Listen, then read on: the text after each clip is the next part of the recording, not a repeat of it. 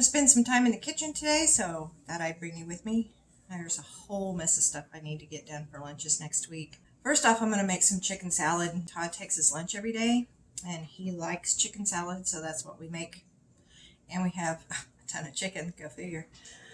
I made chicken pot pie last night, so I had roasted a chicken prior to that. I made chicken pot pie with half of that chicken. The rest of it I chopped up, put it in a bowl, and this is what we're going to make the chicken salad out of. I also made deviled eggs yesterday, and so in the process of that, I went ahead and made up the ones that didn't peel well. I couldn't make deviled eggs out of. I just went ahead and chopped them up. That's a little more egg than I usually put in the chicken salad, but I had a mess of them that didn't peel very good, so he's just going to have a lot of egg in his chicken salad this time. We're going to get started with the chicken salad, and then we're going to make some tomato sauce that I can use in any way I want. I could add whatever spices I want when I get ready to use them. And we'll can those up in pints. The other thing I wanted to get done today is I have some dehydrated onions,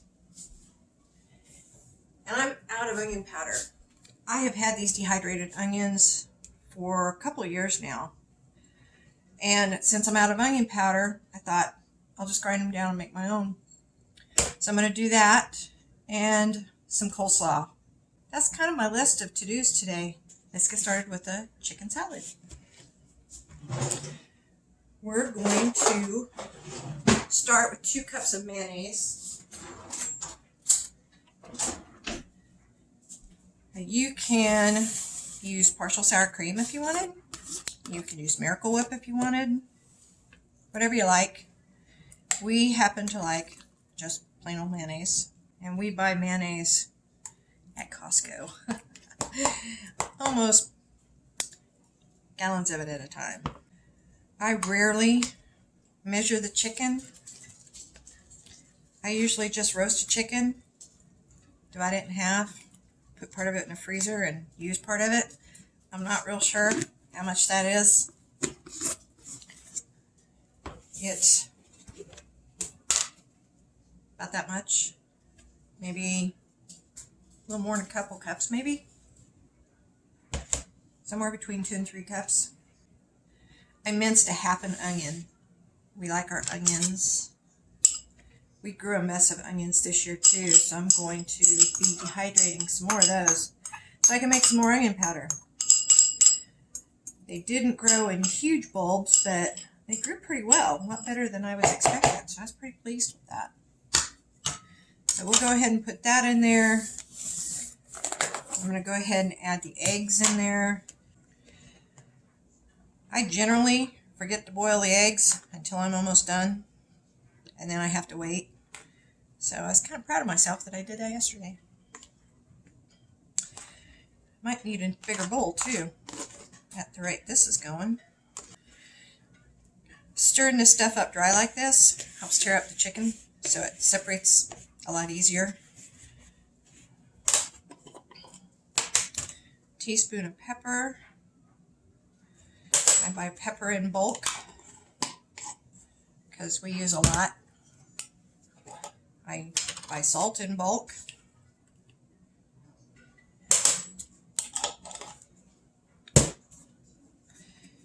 I buy celery seed in bulk, but then I transfer it to these little jars so they fit in my cabinet.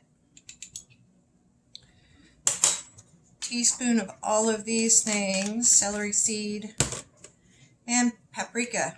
I do the same with that. I buy it in bulk and then I transfer it to these jars so it fits in my cabinet. Because I go through a lot of paprika. And all of that is in the mayonnaise, so I'm just going to stir that up. That makes sure that those spices get mixed up really well. So when you add it to your chicken, it's already mixed and you don't have to try to make sure it gets that way. One of the chickens started chasing a grasshopper and all the rest of them started running after him. The chickens are right outside the living room window. It's my entertainment. Okay, so everything's mixed up. That will mean I just pour it in there and I don't have to try to make sure it gets mixed in the bowl, especially since I don't have a whole lot of room in that bowl now.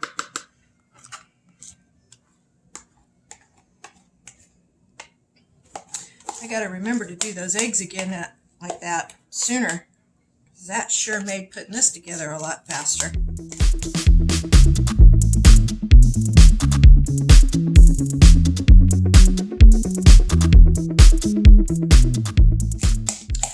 My mom taught me not to waste anything, so I scrape it clean. My son used to complain that I didn't ever leave enough cake batter or icing in the bowl to lick it. That's my mom's fault. She didn't either. But we did get to lick the beaters. And I just mix it all up, and then I'll add some pickles. Those pickles have, I don't remember if I said that, have onions in them too. I love pickled onions. I don't think you could ever have enough onions. My brothers would cringe hearing that. They think onions are poison. Of course, they think anything green is poison too. Yeah, that's a lot of egg in that chicken salad. Oops. That's okay. We have lots of eggs, so it's all right. I made quiche this morning for brunch because we didn't get up early enough for breakfast. And that takes about a dozen eggs.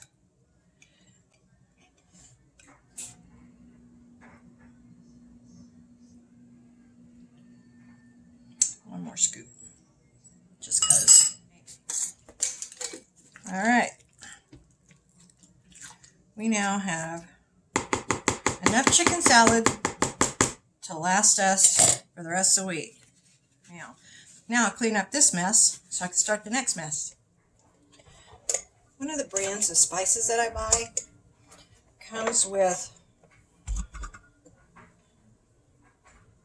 what's on it is written on the label or on the lid. I didn't buy them for that purpose, but it sure comes in handy, especially when you make your own.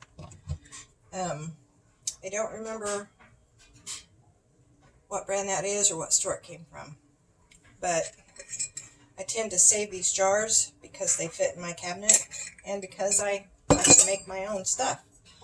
I grow my own basil when I can, but basil grows like a weed, so it's really simple. And the onions, I don't remember that I grew these. I think I found them on sale somewhere and then I dehydrated them. But not only are they really great for making powder, I cook with them all the time, but they're also a pretty decent little snack. I hadn't figured that out till just recently, and it's really kind of good. So we're just going to put this in a coffee grinder. That's what this coffee grinder does. It does my herbs and spices and things like this. I don't ever put coffee in this one. It's going to make a lot of noise.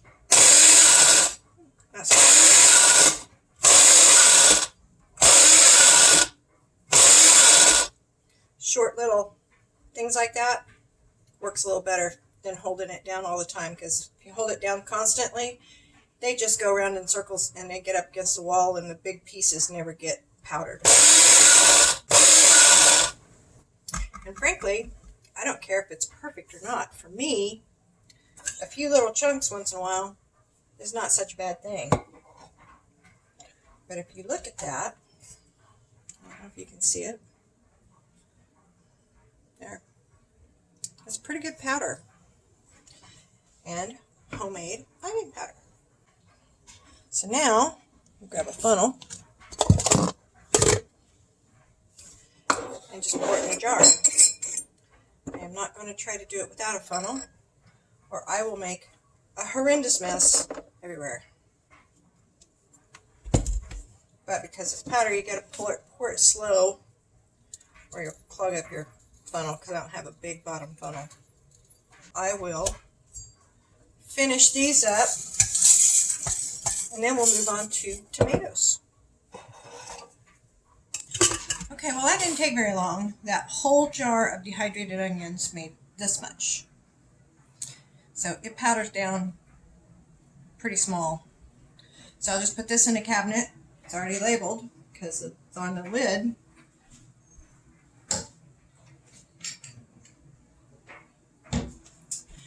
And I don't have to buy powdered onion now. Okay, so next thing I'm going to do is run these tomatoes through the food mill. I'm doing this because I want to make a nice smooth tomato sauce. And then we're going to can the tomato sauce in pint jars. And that way I can make it into whatever I like. I'll probably cook this down a little bit before I can it, so it's a little thicker, or like a tomato sauce that you get. And if I want to make a paste out of it, I have dehydrated tomatoes that I made a powder out of.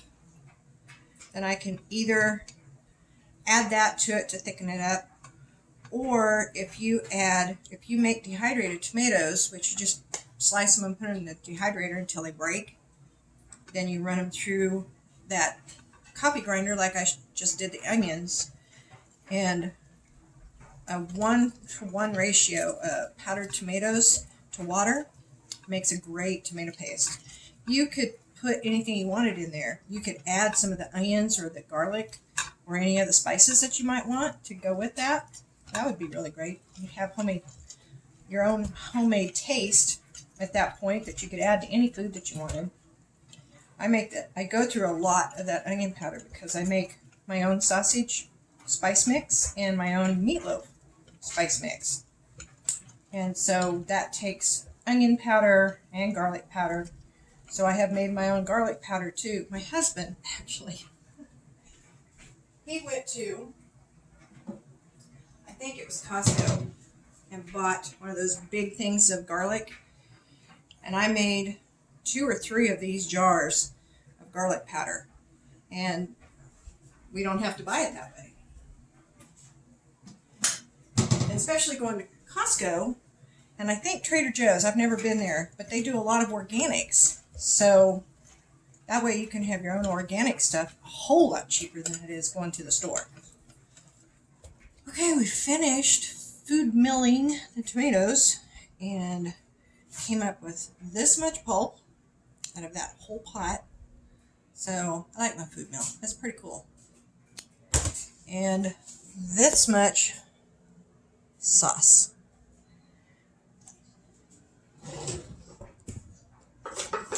So I'm going to cook the sauce down so it's thicker.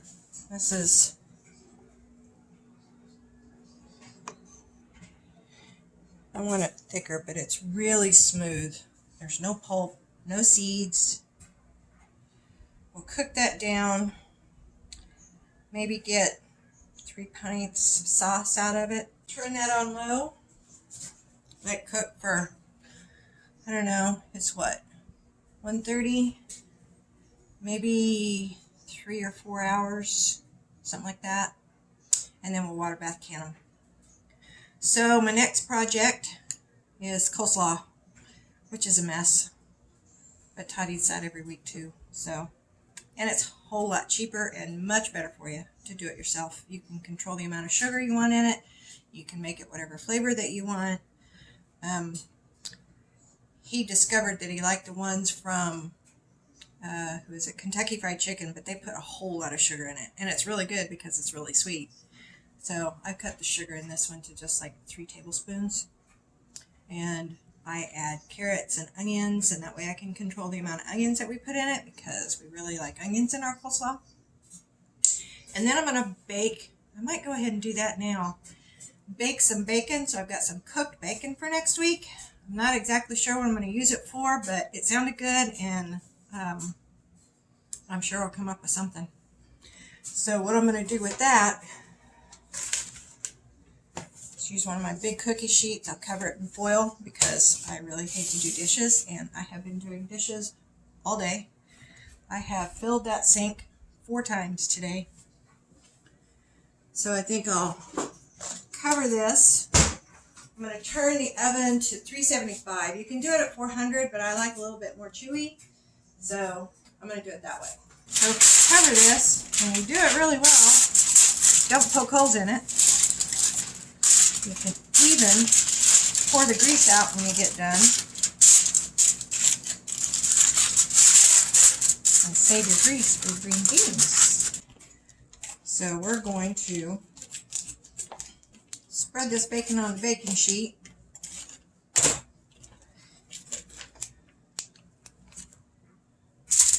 And then just stick it in the oven. And it saves a mess on top of my stove because it's such a pain. Because it's such a pain to clean the top of the stove. Make these flat and single layer. You don't want them to overlap. Ooh, this smells good. Must be smoked bacon. Blue ribbon bacon. Smells smoked. Not sure what I'm going to use that for, but it'll be something because this smells awesome. And I did this morning and it fit on this pan perfectly. These are not fitting so well, so we may have to overlap just a touch. We'll go back and forth, fat and thin sides as much as possible. Let's see if we can make that work, because I don't want to get another pan out. Ooh, 2 pieces that don't want to fit well. There's always a way. Okay, we're down to 1. Ugh. We might have to overlap. You're not supposed to, but oh well. The other good thing about doing it this way is the bacon doesn't shrink near as much in the oven as it does like in a skillet. So you don't lose so much, which also means there's more fat on the piece, but is that such a bad thing? Okay, I'm going to cut this one in half because it won't fit in that one spot. There. That's pretty close. Wash my fingers and I'll show you. See? That's not so bad. You're overlapping a little bit, but not much. It'll work. I'll take it. So we'll get that done.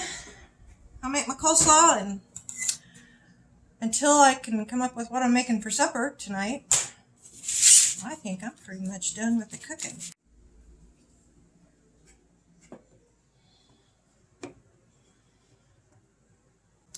Okay, our bacon's done. So I'm just going to put that in a paper towel, put them in a baggie, gallon baggie, and stick them in the fridge. And we will have cooked bacon that you can put on a sandwich, or I think the last time I did this I made a pizza. That is a whole pound of bacon. It could be minus a slice or 2. You know, I never know. Okay, we reduced these tomatoes by about half, but it looks like we might have actually 4 pints instead of just 3. Awesome! So I got my canner started. It's full of water because when I put my pint jars in, I want them to be covered with water by about 1 inch, thereabouts. Not enough for another pint, but just a little too much for these 4. So we're going to see if I can spread it out a little bit and make it work. So now I'm going to get some lemon juice and put in these jars, because we don't know if the tomatoes that are in here are acidic enough to be canned without lemon juice, so it's better safe than sorry. We're going to put about a teaspoon of this in each. And then I'm going to use a butter knife. Kind of mix it up, make sure there's no air bubbles in there. I'm leaving about an inch headspace in these jars. Headspace is this space between food and the top of the jar. And now I've just wet a paper towel just to wash off the rims around the tops of the jars, just to make sure that there's no food between the jar and the lid that will mess up your seal. So we wash those off. So now I will put lids on. And now we'll put the rings on. Put the rings on to just resistance and then finger tight, which means just using the very tips of your fingers, tighten those up. You don't want them too tight so that the air can't escape to create that vacuum seal that you want. But then you don't want them too loose to let water in, because you're submerging these jars in water. So I'm going to put the rack on top. I'm going to set the jars inside. This is my smaller canner.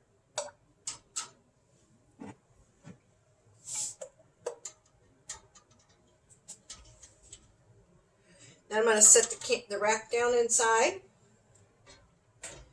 And I have water over the lids, and now I'm going to wait for this to come to a rolling boil. Once it comes to a rolling boil, I'll process these for 35 minutes. Now, I didn't season this tomato sauce. You can season it however you like. I just didn't, because I'll season it when I make my food, and that way I can use it however I want when I open the jars, and I don't have jars specific to a certain kind of dish, because I never know what I want to cook. So you do it how you like. I just choose to do this.